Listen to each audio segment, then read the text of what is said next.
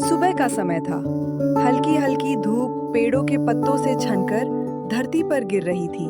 ठंडी हवा धीरे धीरे बह रही थी और पक्षियों की मधुर चहचहाहट पूरे वातावरण को जीवंत बना रही थी। जंगल के किनारे बसा एक छोटा सा गांव, जहां लोग सादगी भरी जिंदगी जीते थे। उसी गांव में रहते थे 3 पक्के दोस्त, राजू, श्याम और मोहन। तीनों स्वभाव में अलग थे, पर दिल से एक थे। उनकी दोस्ती इतनी गहरी थी कि पूरे गांव में उनकी मिसाल दी जाती थी। यार, कभी कभी लगता है कि हमारी जिंदगी बस इसी गांव तक सीमित रह गई है। ना कोई नया काम, ना कोई बड़ा सपना, बस रोज वही मस्ती। राजू, मुझे तो यही जिंदगी सबसे अच्छी लगती है। हम साथ हैं, खुश हैं। इससे ज्यादा और क्या चाहिए। तुम दोनों अपनी बातें करते रहो। मुझे तो सिर्फ एक ही चीज की चिंता है, खाना। सच कहूं तो अभी मेरे पेट में इतनी भूख है कि जैसे पेट में ही पूरा मेला लगा हो। कुछ गप्पे लगाकर तीनों दोस्त वहां से उठकर बाजार टहलने चले जाते हैं। अरे राजू, उधर हलवाई की दुकान देख। पर आज पैसे किसके पास हैं? ये दुनिया कितनी अन्यायपूर्ण है।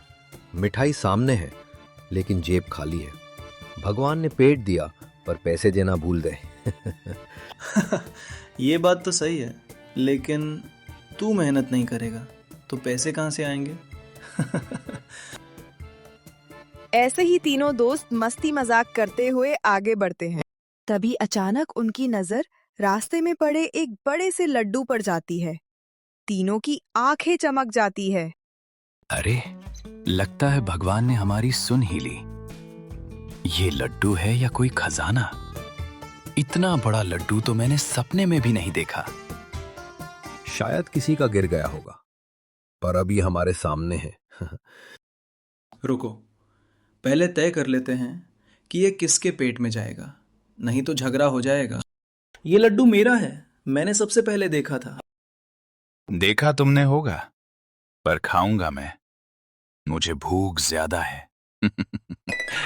अरे तुम दोनों क्या कर रहे हो? लड़ो मत। एक लड्डू के लिए दोस्ती भूल जाओगे?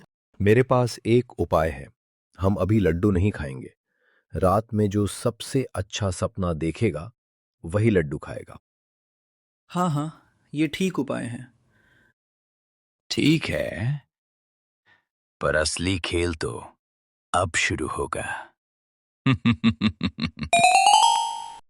रात होती है। श्याम और राजू सो जाते हैं और सपना देखने लगते हैं, लेकिन मोहन की आंखों में नींद नहीं थी, सिर्फ लड्डू था। जब सपना देखना ही है, तो क्यों ना सच्चाई में ही लड्डू खा लिया जाए।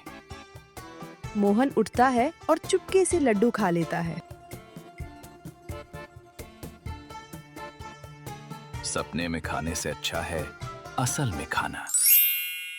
पक्षियों की मधुर चहचहाट के साथ सुबह होती है। मैं सबसे पहले अपना सपना बताता हूँ। मैंने सपने में देखा कि मैं एक राजा बन गया। मेरे पास इतनी दौलत थी कि मैं हजारों लड्डू खरीद सकता था।